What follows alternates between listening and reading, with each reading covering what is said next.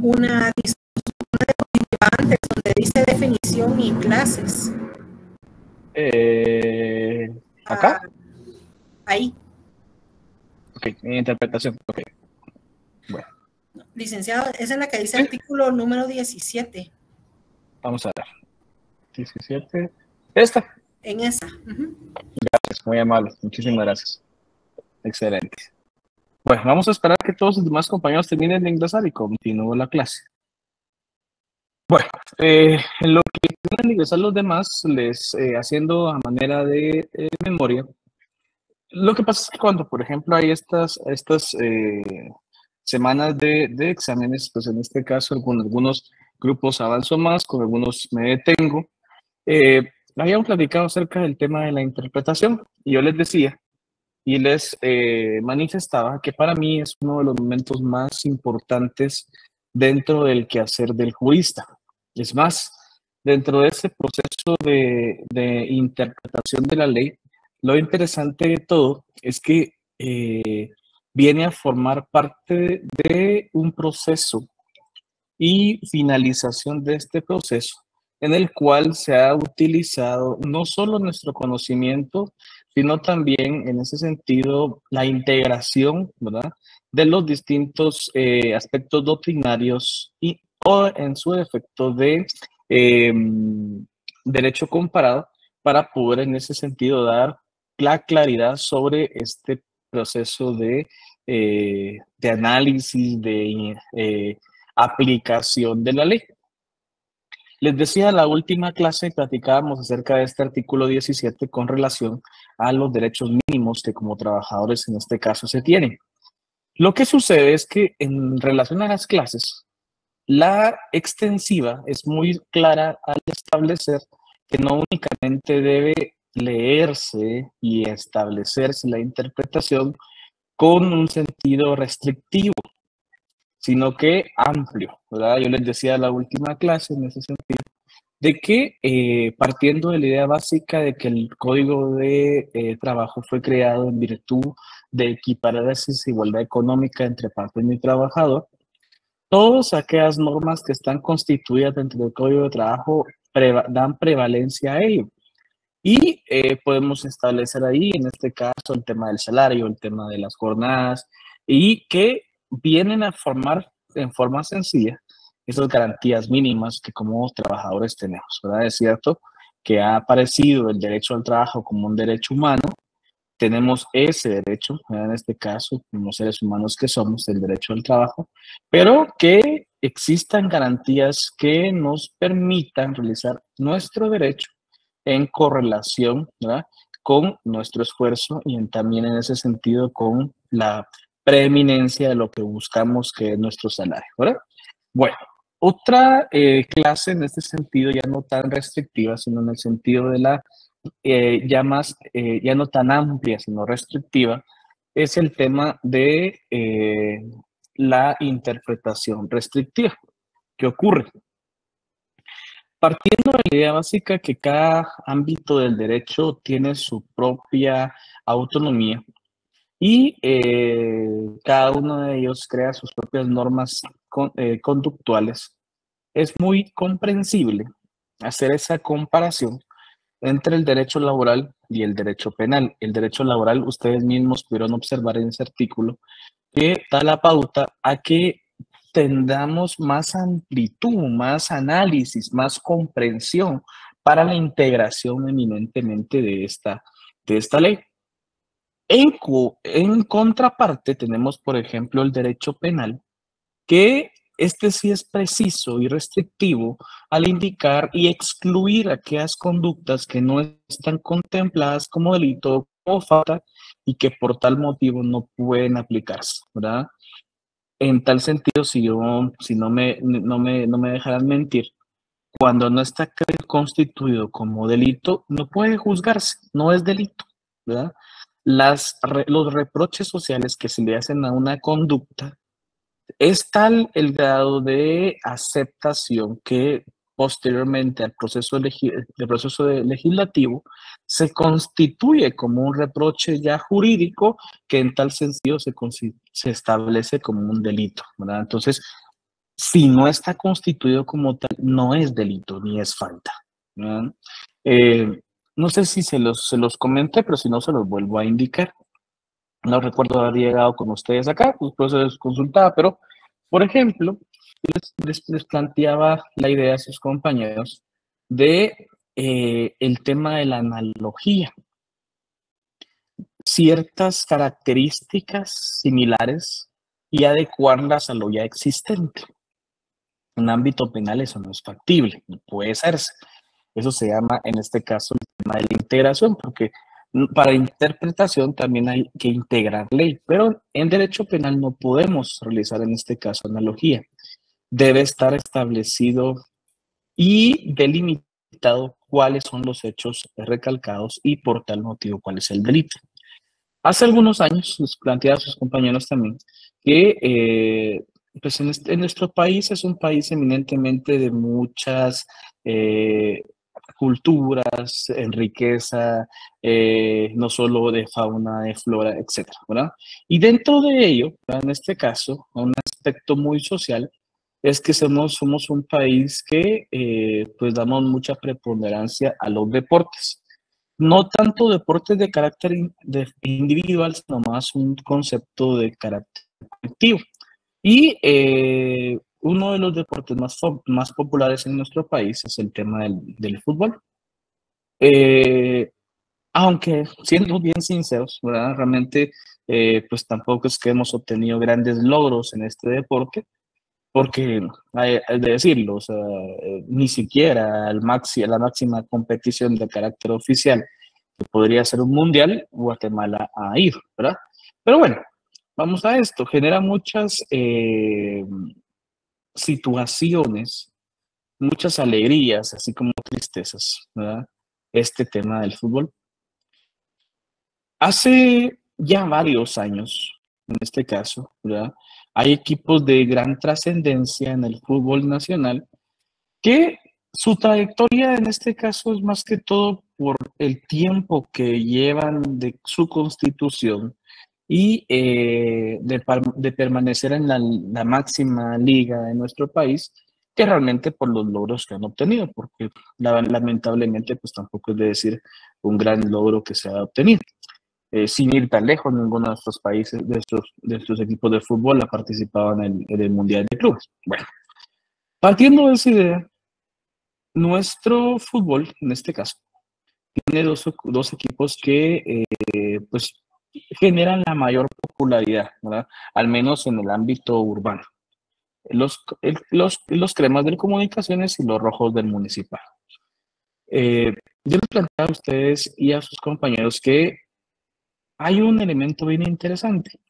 A pesar de que somos un país, ¿verdad? En este caso muy cercano, eh, muy fraterno entre nosotros, lamentablemente el fútbol realmente ha sido un mecanismo de quiebre de esa fraternidad entre hermanos que somos guatemaltecos y pues simple y sencillamente en los últimos años las disposiciones disciplinarias han impedido que las aficiones de ambos equipos puedan encontrarse en un clásico, ¿verdad? En un partido en el cual se encuentran los dos equipos, en virtud de los acontecimientos anteriores que han habido, ¿verdad? Eh, Acontecimientos muy lamentables, ¿verdad? Eh, como lanzamiento de objetos, de piedras, de envases, no solo entre los mismos aficionados, sino también a los jugadores. Y derivado de ello, ustedes saben perfectamente que pues cuando hay un clásico no hay afición del equipo rival. Hace algunos años esto ya era muy evidente, ¿verdad? Esa poca aceptación del rival. Y pues en alguna oportunidad iba a haber un clásico en el estadio de los Rojos del Municipal, ahí en el Trébol, y pues evidentemente ellos iban a ser locales, no podía llegar ningún aficionado de comunicaciones, pero sí hubieron algunos aficionados de comunicaciones en las inmediaciones del estadio. Derivado de ello, si ustedes recordarán esa noticia, pues algunos aficionados del Municipal corrieron, ¿verdad? Y persiguieron por varias cuadras a uno de los aficionados de comunicaciones y hasta el momento no se tiene claridad qué fue lo que aconteció, ¿verdad? Lo que sí se tiene claridad, porque fue el informe y el dictamen ya pericial, fue que uno de los aficionados de comunicaciones sufre una laceración con un objeto punzocortante, posiblemente un cuchillo, ¿verdad? No está 100%, no se determinó 100% si no fuera un cuchillo o fue otro tipo de elemento punzocortante, lo cual le ocasiona en este caso gran perjuicio a su salud, terminando con su muerte. Bueno, derivado de ello, a 3 aficionados del club de los Rojos del Municipal se les inicia persecución penal, ¿verdad? Por el delito de homicidio. Estuvieron en prisión, hasta acá, ¿verdad? No hubo mayor investigación, pero lo interesante es que adecuaron cierta conducta, ¿verdad? En virtud de los elementos que acontecieron y que no fue precisamente dentro del estadio, ¿verdad? No fue dentro del estadio, sino en las inmediaciones, en las calles aledañas al mismo. Cumplieron sus condenas, creo que libres. A todo esto que voy. En Guatemala no existe, por ejemplo, así como existe en Costa Rica, el tema del delito deportivo. O sea, ese delito no está constituido en nuestro país aún, ¿no? Ese delito, en este caso, en algunas legislaciones se constituye como aquel hecho punible realizado dentro del estadio de fútbol o cualquier otro estadio donde se practique algún deporte en contra de la vida de un semejante o en contra de la vida de los jugadores que en este caso se están disputando el encuentro. No solo, y algunas otras no solo recalcan estar dentro del estadio, sino en las inmediaciones del mismo. ¿Qué ocurre? En nuestro país ese delito no está constituido y por el hecho acontecido, que no fue dentro del estadio, sino fue en las inmediaciones, por tal motivo, pues concurrían todos los presupuestos para un homicidio. Y sobre ese delito, en este caso, se les persigue. No existe aún todavía el delito deportivo y no puede haber seguido en este caso sobre ese tipo de hecho punible porque no está constituido como tal. Es más, por ejemplo, en algunas legislaciones les comentaba a sus compañeros que el delito deportivo llega hasta un homicidio culposo. Cuando por algún golpe, por alguna acción del encuentro o fuera, no directamente del encuentro, sino que en los graderíos, o se ocasiona la muerte de una persona.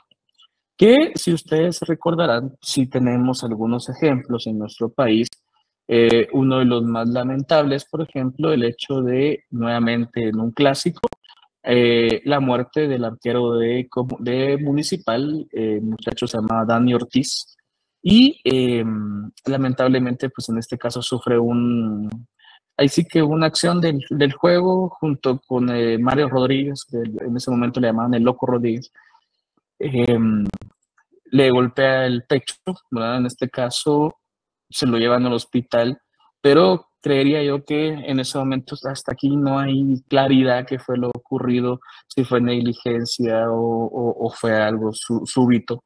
Pero al parecer pues sí tenía algún daño dentro de una arteria, ¿verdad? Bloqueada en su corazón, sufre un paro cardiorrespiratorio y lastimosamente fallece, ¿verdad? Es más, o sea, en nuestro país hay muchos ejemplos así, ¿verdad? Hay muchos ejemplos así.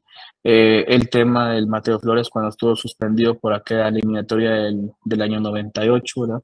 De aquella eliminatoria, en este caso, fallecen tantos guatemaltecos, 80, 81 creo que fallecieron en esa oportunidad por la sobreventa de boletos. Entonces, todos estos, a fin de cuentas, son reproches, son hechos punibles, se dan cuenta, van en juicio de la vida. Pero como no hay un delito precisamente creado bajo ese título, ¿verdad? Lo que ocurre es que en este caso hay algunos hechos punibles que han quedado prácticamente solo en investigación, pero no se determina luego la culpabilidad de las personas, ¿verdad? Es más, por ejemplo, debería determinarse en ese sentido también al fin de cuentas en espectáculos públicos. Vean lo que ocurrió el año pasado, en este caso en espectáculos en el cual se hace sobre venta de boletos y termina en estampida, en acontecer innecesario de pérdida de vidas de personas, cuando pues todo esto se pudo haber evitado, ¿verdad? Entonces, insisto, el tema de la interpretación, sí, tenemos que tener esa claridad de qué tipo de derecho, ¿verdad? Qué rama del derecho vamos a interpretar, ¿verdad? Porque hay ramas que sí permiten esa extensión de su interpretación y hay ramas que no, que son muy restrictivas, como el derecho penal, ¿verdad? Entonces, y el artículo 1 es muy claro en el tema de la legalidad. Nadie podrá ser penado por hechos que no estén expresamente calificados como delitos o como faltas por ley anterior a su perpetuación, ni que se impondrán otras penas que no estén previstas en la ley. Lo que ocurre es que, bien jóvenes, vamos a esto. Nosotros venimos ya en una época, pues la mayoría de ustedes, me incluyo en en ese ejemplo. Muchos de nosotros ya nacimos en una época democrática, ¿verdad? Yo precisamente en el año 86 nací, eh, iniciando la democracia y en este caso pues yo vine a este mundo. Yo no he vivido una época de represión, no he vivido una época dictatorial, autoritaria, con regímenes militares, no lo he visto, no lo he vivido. Lo he leído, lo he estudiado, lo he analizado. Mis padres, mis abuelos sí lo vivieron. Y siempre cuando tuve la oportunidad de predicar con mis abuelos, cuando tuve la oportunidad de predicar con mis padres, la misma conclusión llega, ¿verdad? O sea, no hay que regresar a esa época, ¿verdad? No hay que regresar a esa época. ¿Qué ocurría? Simple y sencillamente no había libertad, ¿verdad? Ni de pensamiento, ni de acción. Lamentablemente por las ideas, por expresar sus sentimientos, sus pensamientos, una persona podía ser sujeto de una persecución política y terminar en este caso con la vida de la persona, ¿verdad? Que nuestra universidad ha sido una de las universidades del país, porque en este caso tampoco te decirle que hayan tantas universidades públicas, en realidad la única en nuestro país, que sufrió en este caso de muchos mártires de estudiantes, profesionales, que lamentablemente por defender los ideas liberales, por defender sus principios, simplemente los terminaron deteniendo, perdón, y torturando y matando, ¿verdad? O en ocasiones hasta forzándoles a declarar aspectos o hechos que no habían realizado en ese sentido. Es muy lamentable. Entonces, como les digo, en ese sentido, por tal motivo es que se crea la legalidad. O sea, un hecho que no esté creado y no sea constitutivo de delito no es delito ni es falta, mientras no esté creado como tal. Ahí vamos a esta restricción, a evitar esa interpretación parcializada de la ley, ¿verdad? La ley debe ser imparcial en ese caso, ¿verdad? Las normas jurídicas deben crearse en virtud de beneficio de todos, no de un grupo. Y como les decía, la última clase, o sea, dentro de ese aspecto es uno de los criterios que estamos viviendo en esta época y hemos estado viviendo. Quienes todavía estuvieron conmigo en Ciencia Política el semestre pasado, les decía, miren, el tema de los fenómenos políticos deben realizarse. Es un elemento que debe crearse, que debe estudiarse, pero que debe ocurrir. De lo contrario, no puede estudiarse. Por ejemplo, en nuestra época estamos viviendo un fenómeno político, se los he dicho. O sea, vamos a esto. Todo, en toda elección, cuando ha pasado la segunda vuelta electoral, ese periodo de transición simple y sencillamente no tiene mayor importancia, ¿verdad? O sea, ya para el presidente saliente, para el grupo saliente, para el gobierno saliente, lo que quieren es que termine ya. el periodo electoral. Y el presidente o presidente electo en este caso, ¿verdad? Lo que quieren es que sea lo más pronto posible para encontrarse en el poder. Y realmente, antes de la modificación a la ley de partidos políticos, ese periodo de transición era, ¿qué? 3 semanas, exagerando, ¿verdad? En la nueva modificación, más o menos alrededor de 4 meses. Pero vamos a esto. En las 2 últimas elecciones no se había vivido lo que se está viendo ahora, ¿verdad? O sea, un presidente saliente en su periodo ya de transición final no se encontraba con reclamos sociales que son más propicios y son más coherentes en este caso, que suceda según la ciencia política en el segundo o tercer año de gobierno, ¿verdad? No en el último, ¿verdad? En este caso ya el gobierno está totalmente legitimado, ya sus decisiones no son aceptadas, no tiene el poder político con la fuerza en la cual ingresó al poder. Entonces, vamos a esto. Es muy importante tener esa claridad de que tenemos que tener una restricción en ese sentido de qué actitudes son consideradas como delito o cuáles no, ¿verdad? Porque si no vamos a esto, ¿verdad? En ese sentido, cada quien hace lo que se le da la gana, ¿verdad? Cada quien decide qué es lo que quiere cumplir, qué no quiere cumplir y vamos a una anarquía en nuestro país, ¿verdad? Entonces, por ello es que en la interpretación en el ámbito penal es muy restrictiva, ¿verdad? Muy restrictiva para evitar ello, ¿verdad? Tanto de los gobernantes como de los gobernados, una interpretación antojadiza de la ley, ¿no? Siguiente punto. Dentro de ese aspecto tenemos también en este caso la interpretación como forma del autor, es decir, quién la creó, ¿verdad? En este caso, esto sí depende mucho de la pregunta, del interés, del análisis que realice en este caso el autor de la norma para su interpretación. Por ejemplo, una interpretación auténtica, vamos a los legisladores, son los que crean la ley, ¿verdad? Podemos también, por ejemplo, una interpretación auténtica que se haga de la Constitución. ¿A quién deberían preguntarle? Pues a los diputados a la Asamblea Nacional Constituyente, ¿verdad?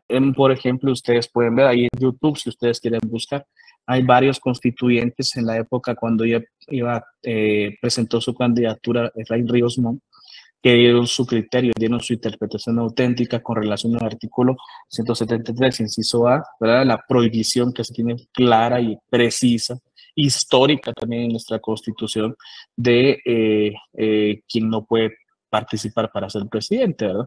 Ahí estaban las interpretaciones tanto de algunos autores de la Asamblea Nacional Constituyente a favor, otros en contra, pero dando su propio criterio, dando su interpretación. Es una interpretación auténtica en virtud de que ellos mismos crearon la ley, ellos crearon esa restricción. La judicial, en este caso, ustedes mismos platicaban la última semana y las últimas clases, que ha sido mucho de discusión en el sentido, ¿verdad?, de esa interpretación que hacen los magistrados o los jueces. Vamos a esto, ¿verdad? En ese sentido, por ello es que se hace una división funcional del poder ejecutivo, legislativo y judicial.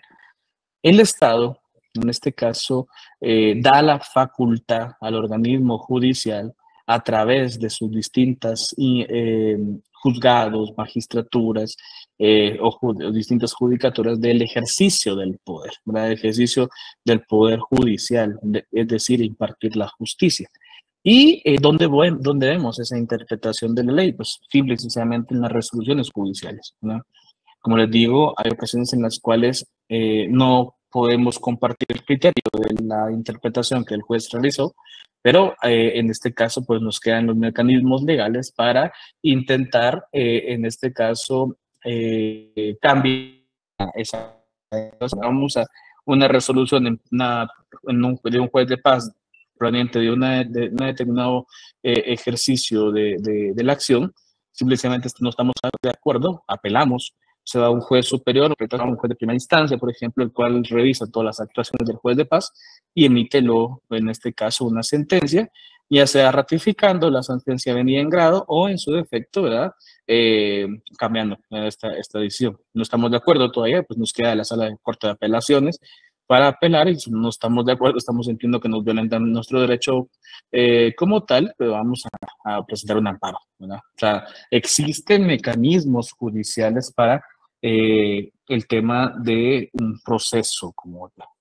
Pero la interpretación, lastimosamente, o sea, no somos jueces, o sea, la interpretación judicial solo los jueces lo pueden hacer. Ellos tienen el ejercicio jurisdiccional, que en ocasiones, a nuestro parecer, no está conforme a lo que establece la ley, pero es su forma de, su criterio de interpretar la ley, ¿verdad? Existen mecanismos conforme al Estado de Derecho en los cuales podemos cambiar esa percepción que el juez tuvo, en este caso, en una resolución. La doctrinal, en este caso, los especialistas de derecho, ustedes mismos, a esto, sabemos, ¿verdad? Nosotros hoy 63 que estamos conectados, la idea básica es que vamos a ser especialistas del derecho, ¿verdad?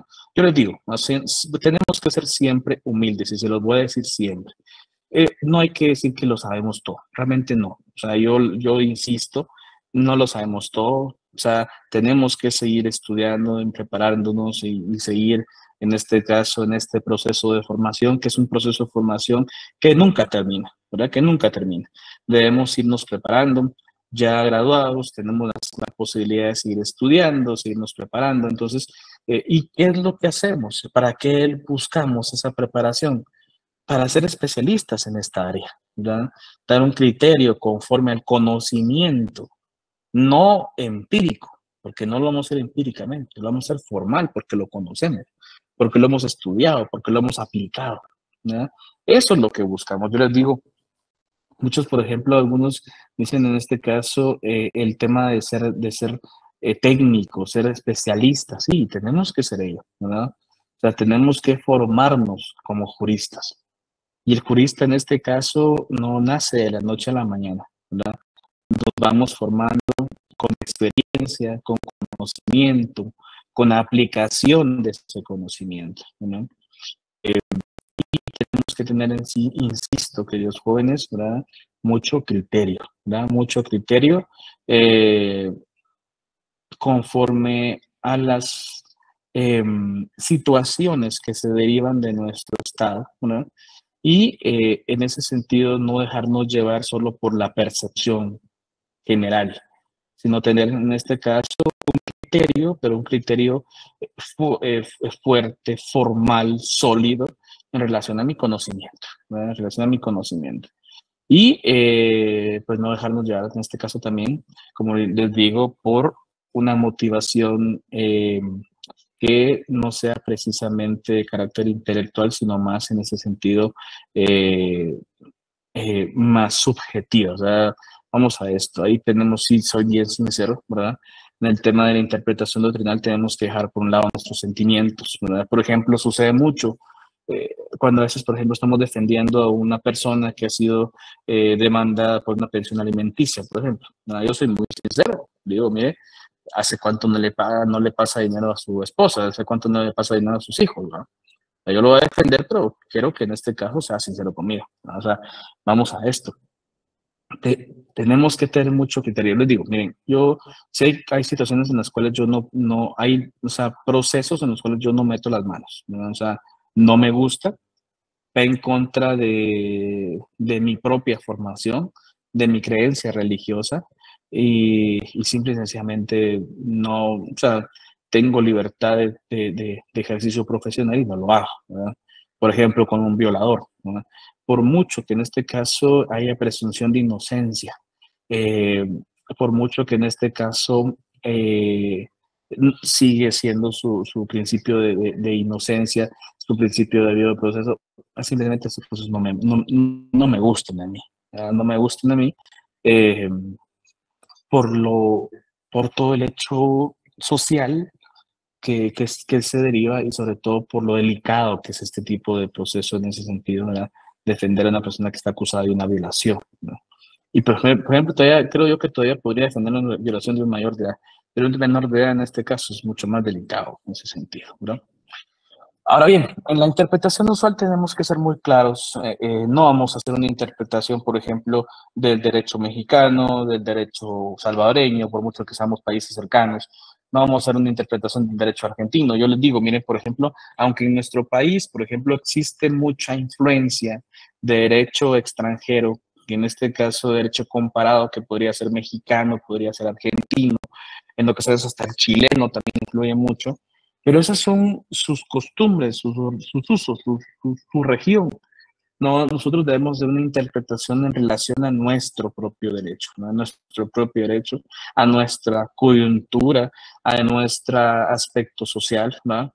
Yo insisto, o sea, lo más equivocado que podemos hacer es comparar, por ejemplo, ¿no? Con otros países.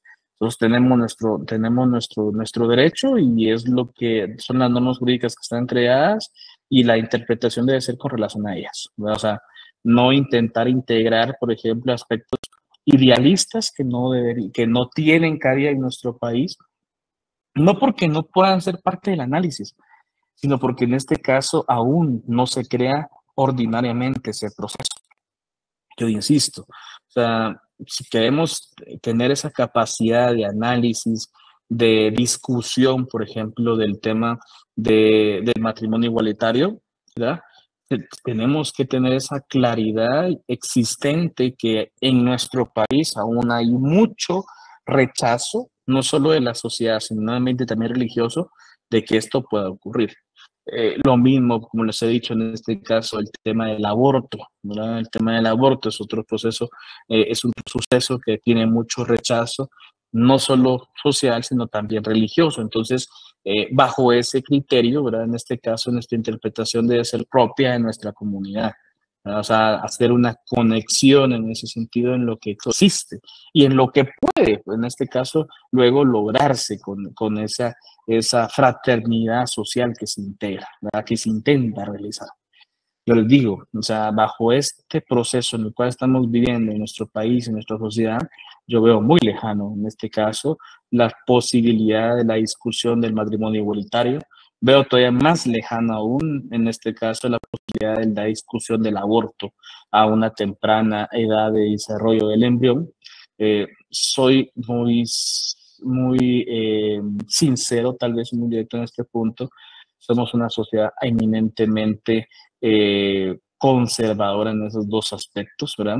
Y aún todavía creo que no hay la posibilidad de discusión sobre lo mismo. Entonces, nuestra interpretación en esos dos temas debe ser propia de lo que estamos viviendo, ¿verdad? ¿Y por qué lo estamos viviendo? O sea, sin ir tan lejos, jóvenes, o sea, miren la discusión que se está ahora dando en el tema de comunismo, fenómeno del comunismo, o sea, ni siquiera la persona tiene o sea, relación, conocimiento, integración de qué es, por ejemplo, una ideología política como el comunismo en ese sentido, ¿verdad? O sea, vamos a esto, o sea, le dicen, aquí está tu playera, aquí está tu banda, ponételas y van a manifestar, ¿verdad?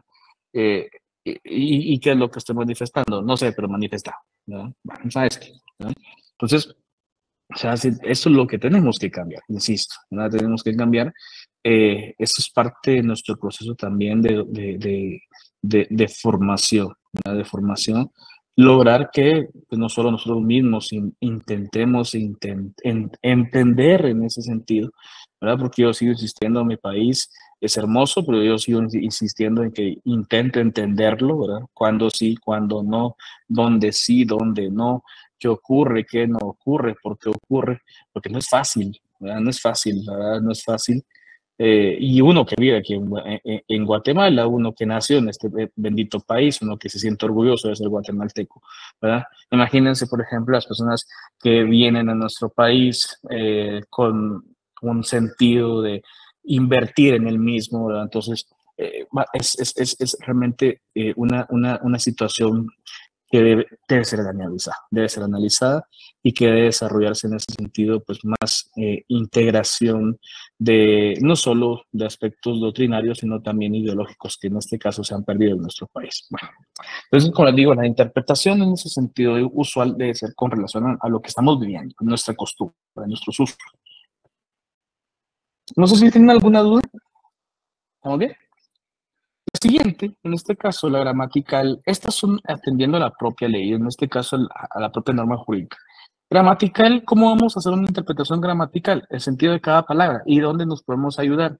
con la ley, con la Real Academia de la Lengua, ¿verdad? Con el diccionario de Real Academia de la Lengua.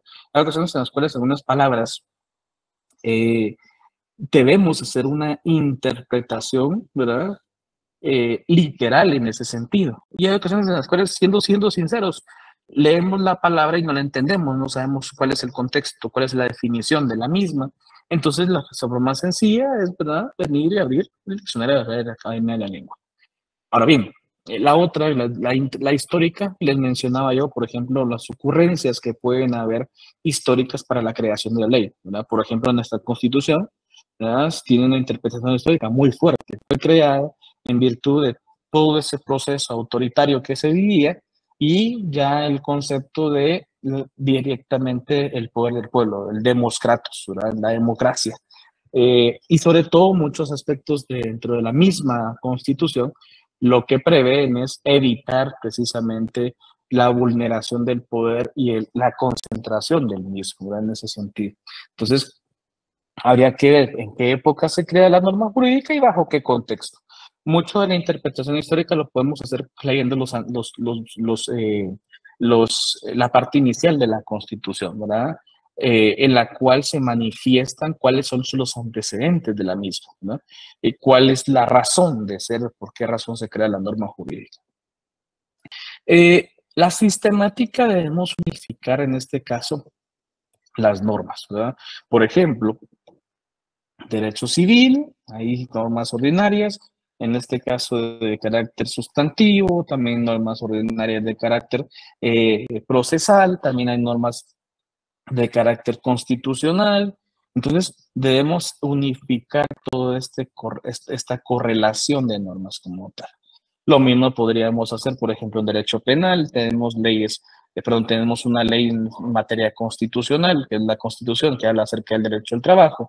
Luego tenemos una ley ordinaria, que es el Código de Trabajo, que establece las garantías mínimas. Y luego tenemos, en este caso, reglamentos que van a desarrollar propiamente la ley, ¿verdad?, en este caso, que han sido creados por los entes reguladores de esta condición. Y así sucesivamente. Entonces, tenemos que ir unificando, ¿verdad? Es un proceso unificador de todas las normas, ¿no? Insisto, o sea, ¿dónde iniciamos ese proceso unificador? Nuestra Constitución, es la ley macro, ¿verdad? De la ley macro que crea las normas, que crea los principios fundamentales, se desarrollan luego las normas ordinarias, luego los reglamentos y por último ya en forma individualizada cada una de las normas como tal. Pero debemos ir esquematizando, debemos ir unificando. Y uno muy interesante, el tema lógico, ¿verdad? El tema lógico, debemos hacer ese proceso sistemático de análisis, de comprensión, ese mecanismo interno, ¿verdad?, de razonamiento que nos den el criterio para intentar, ¿verdad?, integrar e interpretar la ley, ¿verdad?, que es muy importante, ¿no? ¿Dudas, queridos jóvenes? Ok, continúo. Otro elemento interesante es, si ya encontramos, ¿verdad?, el tema de la interpretación de la ley, ¿cómo podría ser, por ejemplo, el caso de integrarla? ¿Qué ocurre? Solo, pero creo que se fue la luz. Disculpen un momento. No, se apagó la cámara. Ahí está, listo, ya. Se me ha ido la señal de aquí de la compu, no sé qué había pasado, pero ya estuvo. Bueno, como les digo, en este caso, el tema de la interpretación es un proceso, ¿verdad? ¿Qué puede suceder en ese proceso de análisis e interpretación? Que sucedan algunas hipótesis y que ocurran algunas hipótesis no previstas por el legislador, que son llamadas en este caso las famosas lagunas de ley. Lo que sucede es que para interpretar la ley hay ocasiones en las cuales debemos suplir o completar alguna de estas lagunas, algunas de estas lagunas, si se llegaran a presentar. ¿En qué forma se presenta? Falta de ley en blanco. Vamos a ver estas dos primero. ¿Qué sucede con la falta de ley? Esta ocurre cuando no se establece precisamente la ley de causalidad. no se prevén todas las situaciones o conductas. ¿Por qué? Porque ha evolucionado. Vamos a esto. Hace 70 años, hace 80 años, no existía delito informático. ¿Por qué no existía? Porque no existía la computadora. Y si en dado caso había era una de las computadoras más antiguas, de las primeras computadoras que no estaban en nuestro país, sino en las naciones que comenzaron a desarrollarlas, como Estados Unidos. Otro elemento, no estaba desarrollado el Internet, ¿verdad? Entonces, era imposible que se creara ese reproche a esa actitud, al tema de un delito informático, porque no existía, no se llevaba a cabo, ¿verdad? Por ejemplo, el tema del negocio, de los acuerdos mercantiles de forma electrónica, no existían. Vuelvo a insistir, por el poco desarrollo que estaba de la computación. Es cierto que en el ámbito mercantil, ¿verdad? O sea, el derecho mercantil es uno de los derechos más antiguos que existe, ¿verdad? Las primeras civilizaciones, o sea, ya existían en este caso acuerdos mercantiles, acuerdos de comercio. Es más, el haber aparecido, haber encontrado América, por ejemplo, fue una cosa totalmente aislada de lo que se buscaba. Lo que se buscaba eran mejores rutas de comercio, ¿no? Y las rutas normales, tradicionales, estaban asediadas por piratas o era una excesiva cantidad de comercio que acontecía por esos lugares. Entonces, los precios de los productos estaban encareciendo o en su defecto, ¿verdad? Disminuyendo a tal grado que ya no era económicamente un negocio el tema del traslado. Entonces, el aparecimiento y descubrimiento de América es por ello, ¿verdad? Buscando nuevas rutas comerciales. Entonces, si se dan cuenta, o sea, el tema del comercio en sí es un tema muy antiguo, pero el comercio electrónico, o sea, es un aspecto que nació luego de que fue el boom de de la red social, el boom del internet, el boom de la computadora, ¿no? Entonces, todas estas situaciones no previstas, ¿verdad? Todas estas conductas se van dando conforme se va desarrollando el tiempo. Entonces, no sabemos, yo insisto, miren, no sabemos qué va a ocurrir dentro de unos 10 años, dentro de 20 años, ¿verdad? ¿Cómo vamos a estar? Hace, les digo, o sea, voy a cumplir 9 años de casado y cuando uno inicia, en este caso, en ese proceso, o sea, uno tiene mucha incertidumbre, pero mucha fe en lo que puede ocurrir. Entonces yo les digo, miren, yo lo que he observado, ¿no? Lo que he observado de cómo cambia el aspecto social y cómo cambia nuestra sociedad y cómo se crean los nuevos derechos y las nuevas normas jurídicas por esa evolución constante, ¿verdad? El derecho solo llego a entender que no es, en este caso, estático, no se puede quedar, ¿no? O sea, se crea una norma hace 50 años y no se va a modificar, tiene que haber un cambio, es dinámico. Así como todo hecho en la sociedad, como cualquier actitud que uno vive. Lo que yo inicié hace 9 años con mi esposa, ¿no? O sea, ha cambiado, se ha modificado. Ahora pienso ahora es que hasta me quedé corto con las expectativas que tenía, ¿verdad? Entonces, así mismo es el derecho. O sea, prever, por ejemplo, lo que va a ocurrir en 10, en 20, en 30 años. Puede ser que estemos, por ejemplo, a algunos años que se descubra que efectivamente no somos los únicos seres en el universo, ¿no? Por ejemplo. Yo les digo, yo soy muy realista en este punto y si hemos observado que en nuestro país, en nuestro mundo, en nuestra tierra, se desarrolló vida, ¿no? ¿Cómo no haber vida en otros países? Si en otros mundos, si el universo es tan infinito, ¿no? Es tan infinito, ¿no?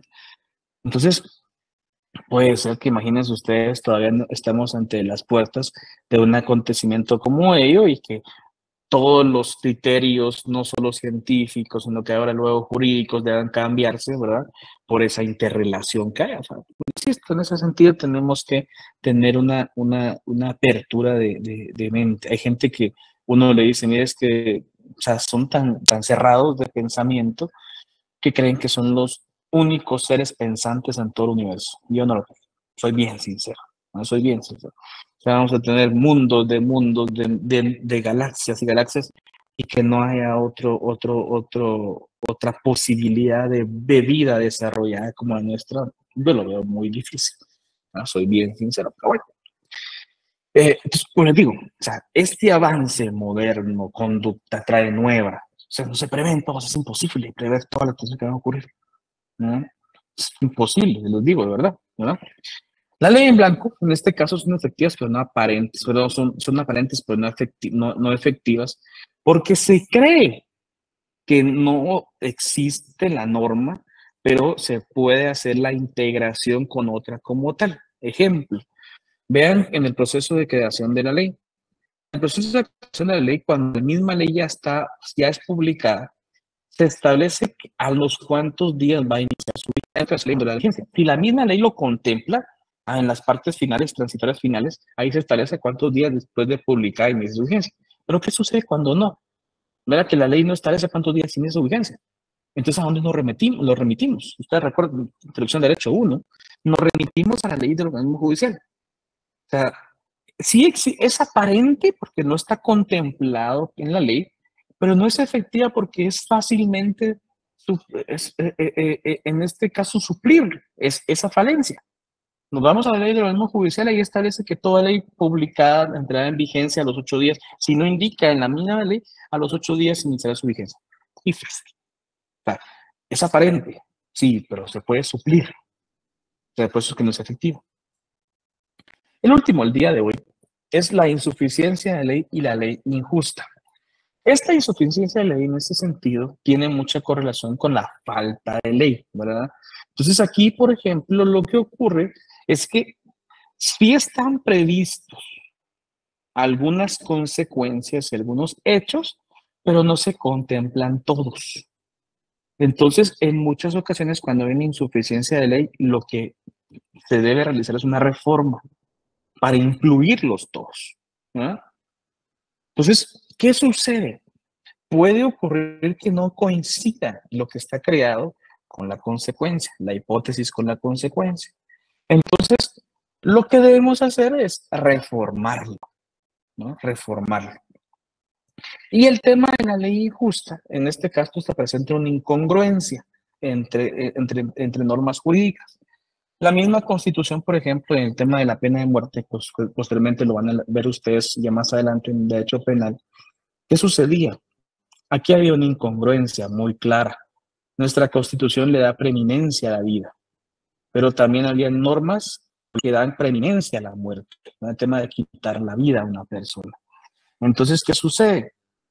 Como este proceso es un aspecto de derecho humano, se evidenció a nivel general y pues Guatemala, como garante de los derechos humanos, firmante de tratados en materia de derechos humanos, realizó todos los procedimientos para suspender prácticamente de forma total la aplicación de la pena de muerte, ¿no? Aparte, no solo los convenios en materia de derechos humanos, sino dentro del proceso, en este caso también se suspendió el indulto presidencial, no lo suspendió Portillo. Entonces, simple y sencillamente, yo les decía cuando estamos en ciencia política, estamos en el primer semestre, aquel político que le venga a decir que va a reactivar la pena de muerte le está no queriendo, le está mintiendo, ¿verdad? No se puede, ¿no? Sería un proceso de 20, 25 años al menos, ¿verdad? Con un reproche y perderíamos una cantidad de acuerdos bilaterales, ¿verdad? O sea, seríamos catalogados un país, aparte de que hay muchas situaciones en ese sentido, pero todavía más fuerte, que violenta los derechos humanos, principalmente el de la vida, ¿verdad? En ese sentido. Entonces, no puede ocurrir, ¿verdad? Entonces, ante esa ley injusta, siempre debe prevalecer la coherencia, ¿verdad? Y en ese sentido, en nuestro país prevaleció el derecho a la vida, ¿verdad? Por tal motivo, ¿verdad? Como les digo. Bueno, vean, jóvenes, el día jueves, hasta el momento, pues, no hay ningún cambio, el horario se mantiene del examen del primer parcial, ¿oye? El mismo horario, si no hay ningún cambio, se mantiene. Si hubiera algún cambio, yo se los informo en su plataforma de Classroom con todo gusto, previo al examen, no ese día. Ellos no me lo indican un día antes, ¿verdad? Pero hasta el momento se mantiene el horario del primer parcial, ¿verdad? Bueno, ha sido un placer. Espero de todo corazón que les esté yendo bien. El día de mañana están con derecho romano. Éxitos, éxitos de todo corazón, ¿verdad? Y nos vemos el día examen de introducción al derecho. Un abrazo. Gracias, Lick. Buenas noches, licenciado. Gracias, licenciado. Feliz noche. Igualmente, jóvenes, que estén muy bien. Buenas noches.